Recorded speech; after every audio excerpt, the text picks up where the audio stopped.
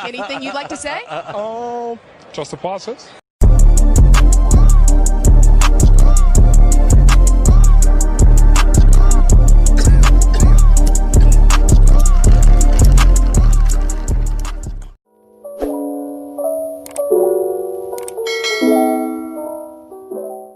Yup, it's your boy Smoker Swati, aka Suckman K Milk Man. We back with another video. Now today we're gonna do some possible trades that the Sixers can do and can better benefit Joel Embiid and Ben Simmons as much as possible. Now I'm gonna show you a couple lineups that we had in the past that better fit Joel Embiid, this is our most best lineup with Ben Simmons, JJ Redick, Covington, Dario Saric, and then Joel Embiid with a 15.5 rating. And then the next year, Ben Simmons, Fultz, Covington, Dario, and Embiid with a 7.9 rating.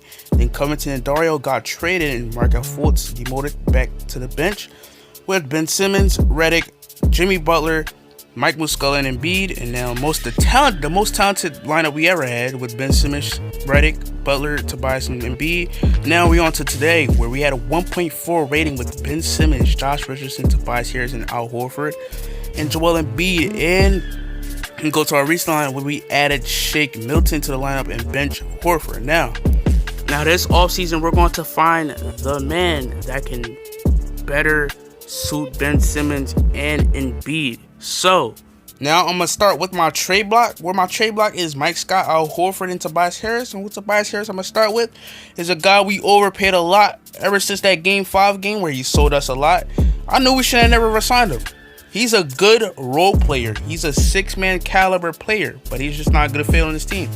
But next, we're going to Mike Scott. Mike Scott, I thought was gonna have a big role this season, but he didn't perform as well that he did last year. His 3-point percentages went down. Brett Brown didn't even play him as much. And when he did get opportunities, he didn't really play good. So he's on my trade block too. Next up, we have Al Horford. Al Horford is a guy I really believe he still has more left in the tank. It's just he just had a coach named Brett Brown not utilizing him right, putting him at the power forward position, knowing it's going to clog the paint with Joel Embiid. And when times he was on the court without Joel Embiid, this man will go off. He would do his stuff that he would usually do. This man was literally just averaging 16 a year ago. He was literally an all-star. I would not trade him personally, but since he has a bad contract, he has to go. But I wouldn't mind if we keep him, man. But these are their stats. The stats they didn't live up to with their contract. But let's get on to my borderline traders. My borderline trade block is Jay Rich and Zaire Smith. First, we're going to start off with Jay Rich. Jay Rich is a guy I like. His dog mentality, his defense is there. His shot may be a little broke, but this man can score. Similar to Jimmy Butler. But Jimmy Butler was a closer. Jimmy Butler was a leader. Jimmy Butler was the guy. Yeah, but really, Josh Richardson is a guy I would not mind if he stays on this team, but realistically, he does not fit at all.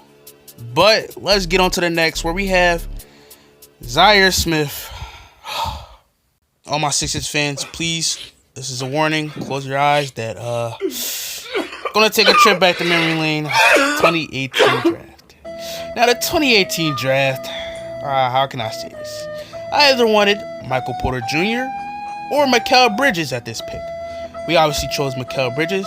And I was very happy we added another 3-and-D wing to this team. And we looked dumb. As minutes later, we traded this pick to Phoenix for Zaire Smith. In the middle school me, fiercely outrageous on Instagram, said, "What is we doing, fam? We did the dumbest trades in the draft." What I say? Good job, Brett Brown. And we traded a 3-and-D versatile wing who can score and play defense. Now, Zaire Smith is a guy who's on my borderline trade block because this man is very injury prone. But he has potential to be a very good 3-and-D guy in this league. But that's if he can come over injuries, man. But another guy on my borderline trade list is Furkan Korkmaz. He's a very bipolar guy, but he's like the only good shooter we have on his team next to Shake Milton. So he's a maybe keeper, you know. But my untouchables is Ben Simmons, Shake, Matisse, and Embiid, who Shake Milton is an ultimate keeper. I keep seeing him in mock trades.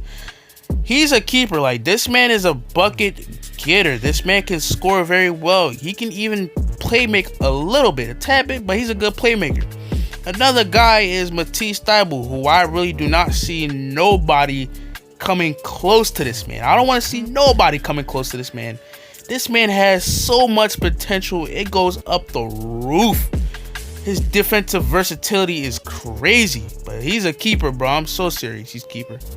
But now let's see some perfect trades that we can do this offseason that can perfectly complement Ben Simmons and Joel Embiid. Now, the first trade we have is Tobias Harris, Josh Richardson, Zaire Smith, and the 21st pick for Buddy Hield, Harrison Barnes, and Bogdan Bogdanovic. We're sending Tobias Harris to a rebuilding team. He can be a veteran leader, a veteran presence, and a very good scorer for this Sacramento Kings team. And Zaire Smith, who has put very good potential being a very good 3-and-D guard. And Josh Richardson, who can replace the Buddy Hield spot, being a very good scorer for the Sacramento Kings. Now, we have Bogdan Bogdanovic, who can be a very good closer. The man is clutch. He can create his own spot. He can be perfect off the bench for us.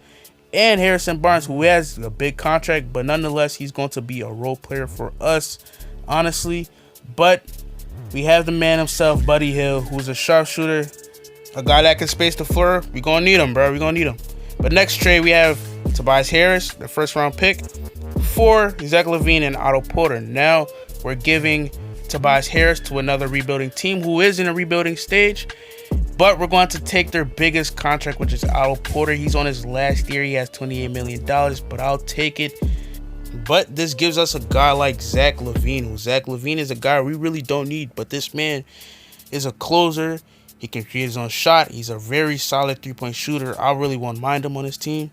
But the next trade we have is Tobias Harris for Grayson Allen, Justice Winslow, and Gorgie Deng. Now, Grayson Allen is a very good shooter. He has potential to be a good shooter in this league.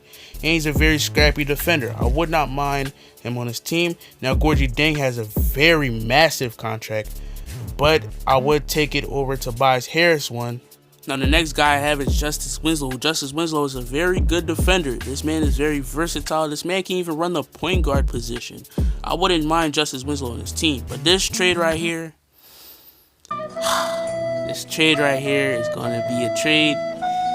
This is a dream trade, you know. But Josh Richardson, Al Horford, and the 21st pick for Jimmy Butler. Now, this trade, the possibility of this trade, not maybe happen, but we give them back Josh Richardson, which he found success in Miami. So why not give him back to Miami? And Al Horford, who Al Horford can be a backup center to Bam Adebayo and probably revive his career over in Miami. Now, Jimmy Butler, we know Embiid going crazy right now for Jimmy Butler, and I wouldn't mind him back on his team. His veteran presence could very much help this team win a championship, honestly. But a lineup with Shake Milton, Buddy Hield, Jimmy Butler, Ben Simmons, and Joel Embiid will be tough.